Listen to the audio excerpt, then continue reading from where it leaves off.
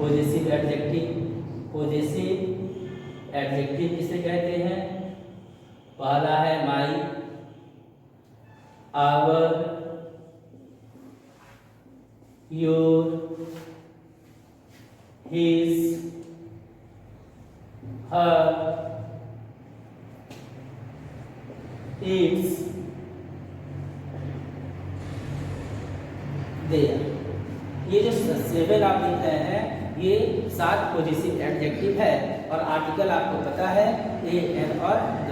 तो चलिए रूल क्या कहता है? रूल नंबर 2 क्या है?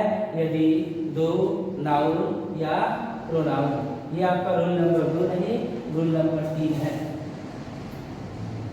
यदि दो नाउन एंड से जुड़े हो और प्रथम नाउन के साथ कोई आर्टिकल या पॉजेसिव एडजेक्टिव दिया हो तो इससे एक ही व्यक्ति का बोध होता है, अतः यह सिंगुलर होता है तथा सिंगुलर वर्ब लेता है।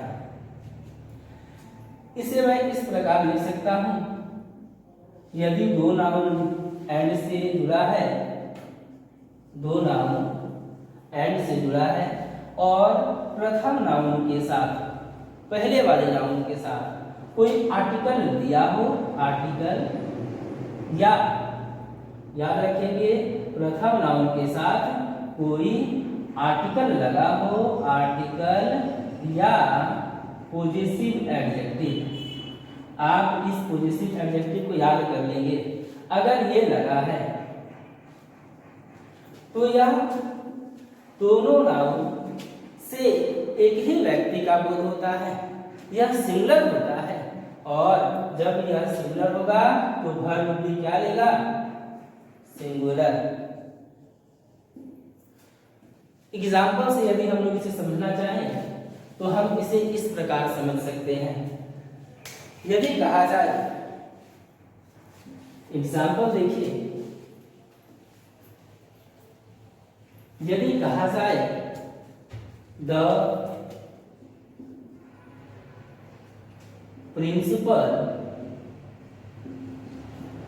And teacher dash coming.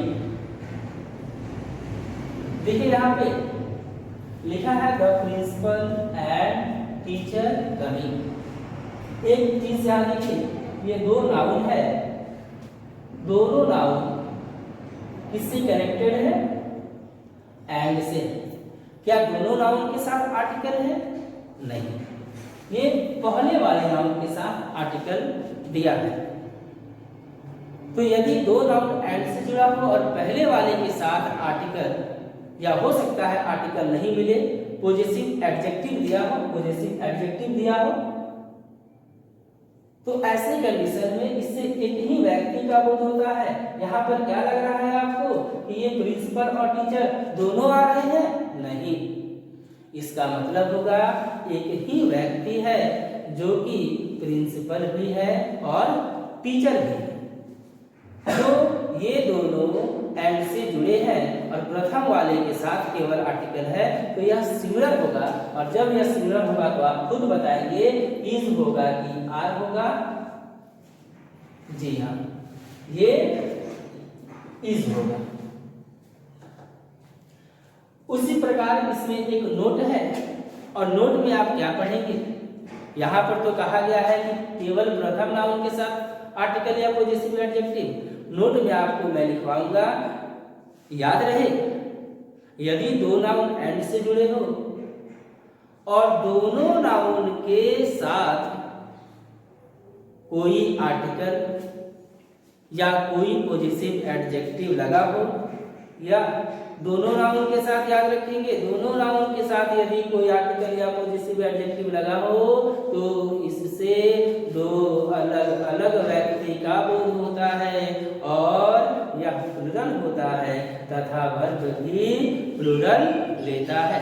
यदि यहीं पे अगर टीचर के साथ भी आर्टिकल द लगा दिया जाए तो वाक्य आपका कुछ इस प्रकार बन जाएगा, the principal and the teacher. क्या हो जाएगा? देखिए, the principal and the teacher. अब कहा जाए यहां पर आपको कि बताइए इज होगा कि आर होगा।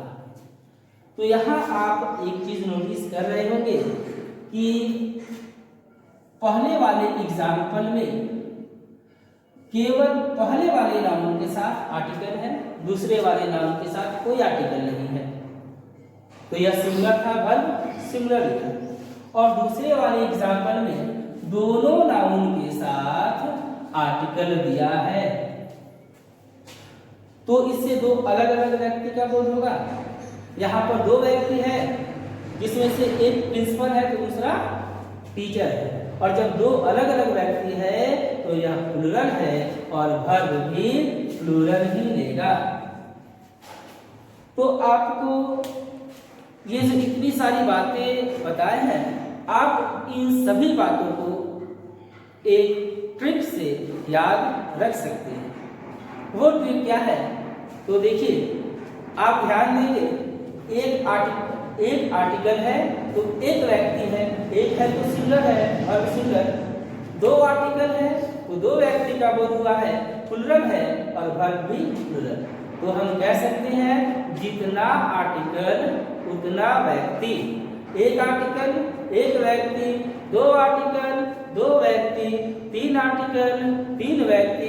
इसी प्रकार से जितना आर्टिकल उतना व्यक्ति। और एक है तो सिंगुलर है, दो रहेगा तो प्लूरल है, दो से अधिक होगा सब प्लूरल में आएंगे और वर्ब भी प्लूरल ही लेंगे। आप इस बात को नोट कर लेंगे, नोट में लिख लेंगे, ट्रिक में लिख लेंगे, बॉक्स में डाल देंगे उसे। क्या? जितना आर्टिकल उतना व्यक्ति, जितना आर्टिकल उतना व्यक्ति। इसको आप बॉक्स में भी डाल देंगे। देखिए, तो ये था हमारा रूल नंबर 3। इसके बाद है रूल नंबर 4। रूल नंबर 4 क्या कहता है? चलिए लिखते हैं उसे भी हम। रूल नंबर 4,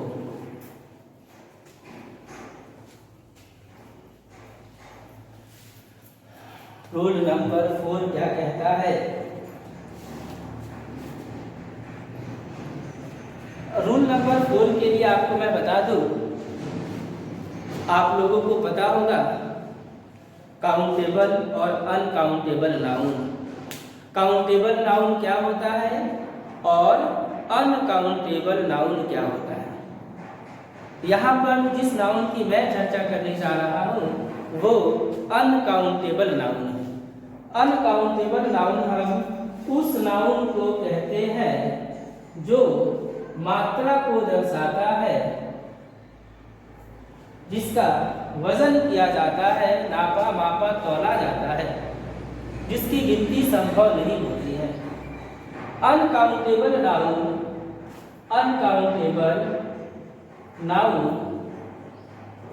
हमेशा सिंगुलर होता है क्योंकि इसका गिनती पॉसिबल नहीं है। और जिस नाउन की गिनती पॉसिबल है ही नहीं वो प्लूरल कैसे हो सकता है? प्लूरल तभी होता है जब एक से आगे 2, 3, 4।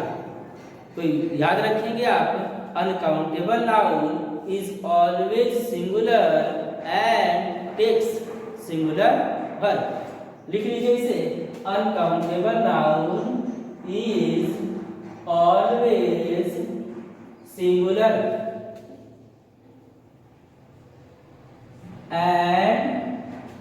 and takes singular verb। Uncountable noun हमेशा सिंगुलर होता है तथा वर्ब भी सिंगुलर लेता है। एग्जाम्पल से देखेंगे इसे।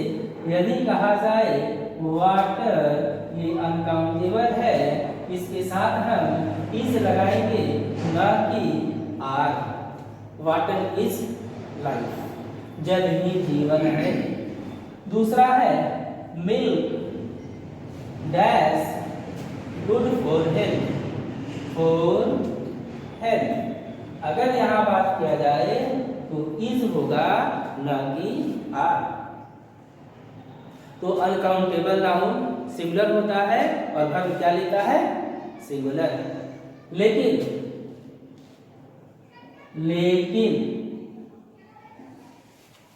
यदि दो अनकाउंटेबल नाउन एंड से जुड़ा हो, ध्यान देंगे फिर से एक बार, यदि दो अनकाउंटेबल नाउन एंड से जुड़ा हो तो अब यह प्लुरल माना जाएगा और आगे वर्ब भी प्लुरल लेगा। जैसे कहा जाए milk and water dash good friends. तो यहाँ पर इज या आर तो दोनों अनकाउंटेबल है, एंड से जुड़ा है, इसीलिए दो अनकाउंटेबल नाउन यदि एंड से जुड़ा हो तो यह प्लुरल होता है तथा वर्ब भी प्लुरल लेता है। तो ये है आपका रूल नंबर 4। अब रूल नंबर 5 देखिए, चलिए बढ़ते हैं रूल नंबर 5 की ओर। रूल नंबर 5 क्या कहता है? रूल नंबर 5 कहता है कुछ ऐसे पेयर वर्ड्स हैं, कुछ ऐसे पेयर वर्ड्स। अब ये पेयर वर्ड्स क्या है लिखेंगे, अभी हम समझ में आ जाएगा। फिलहाल आप याद रखेंगे, ध्यान से सुनिए। पेयर वर्ड्स, पेयर वर्ड्स, कुछ ऐसे पेयर वर्ड्स हैं। देखिए, जब दो नाउन को, दो शब्द को एंड से जोड़ दिया जाए तो जनरली वो सब प्लुरल होता है तथा वर्ब भी प्लुरल लेता है। लेकिन यहाँ पर मैं कुछ पेयर वर्ड्स की चर्चा करने जा रहा हूँ और ये पेयर वर्ड्स भले ही एंड से जुड़े होते हैं लेकिन प्लुरल नहीं, सिंगुलर होते हैं तथा वर्ब भी सिंगुलर लेते हैं। लेकिन इसका भी कंडीशन है। कंडीशन चेंज होने पर यही जो सिंगुलर थे वो प्लुरल भी हो सकते हैं। फिलहाल आपके एग्जामिनेशन में इस पेयर वर्ड से जो क्वेश्चन पूछे जाते हैं वो सिंगुलर ही होगा और उसके साथ हम वर्ब सिंगुलर का प्रयोग करेंगे। जैसे ब्रेड एंड बटर, जैसे rice and curry, slow and steady, horse and carriers, bag and baggage, is and experience और crown and glory। ये सेवें जो आप देख रहे हैं इसका नाम दिया गया है पेयर वर्ड्स और एग्जाम में इससे क्वेश्चन पूछे जाते हैं। देखिए, ब्रेड एंड बटर से, राइस एंड करी से, स्लो एंड स्पीडी से बहुत सारे प्रश्न पूछे गए हैं।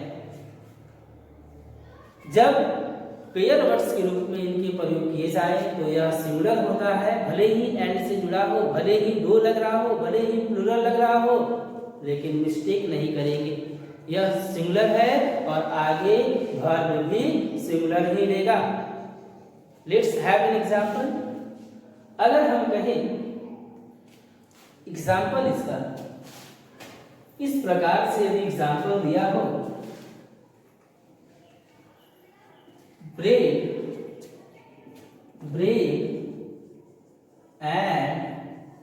butter. That's my favorite food. अगर इस प्रकार से एग्जाम्पल दिया है तो यहाँ पर आपसे पूछा जाएगा bread and butter is my favourite food या bread and butter are my favourite food. तो ध्यान देंगे यहाँ पर पेयर वर्ड्स है, सातों पेयर वर्ड्स को आप अच्छे से याद कर लेंगे। Bread and butter, rice and curry, slow and speedy, horse and carriers, bag and baggage, case and experience, and prawn and glory. These all the pair words are singular, although they seems to be plural, but they are singular and always take singular verb. तो यहाँ पर bread and butter that's my favourite food यहाँ पर हो जाएगा is. उसी प्रकार से अगर एग्जाम्पल दिया जाए, देखिए अगर एग्जाम्पल कहा जाए slow and speedy, dash the race, यहां कहा जाए विन होगा या विंस होगा। ये V1 है और ये V5 है, प्लूरल सिंगुलर याद रखेंगे, इसीलिए ये स्लो एंड स्पीडी सिंगुलर है, ये सिंगुलर है। बहुत सारे क्वेश्चन इससे पूछे गए हैं एग्जामिनेशन में, आप ध्यान देंगे इस एग्जाम्पल को। Slow and speedy wins the race, wins होगा न कि विन, विन गलत, विंस सही। Slow and speedy wins the race. तो ये हमारा रूल नंबर 5 है सिंटेक्स का। पेयर वर्ड्स ये सभी सिंगुलर होता है तथा वर्ब भी सिंगुलर होता है।